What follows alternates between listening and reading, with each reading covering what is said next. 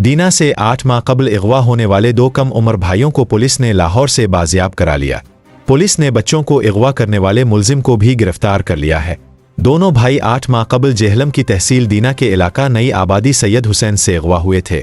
थाना दीना के SHO एहसान शाह की क़ियादत में पुलिस टीम ने जदीद साइंसी तरीक़ाकार इस्तेमाल करते हुए दोनों अफ़गानी भाइयों को लाहौर से बाजियाब कर लिया है। पुलिस ने दोनों बच्चों को अगवा करके लाहौर में भीख मंगवाने वाले इश्तिहारी मुजरिम कमर शहजाद को भी गिरफ्तार कर लिया है।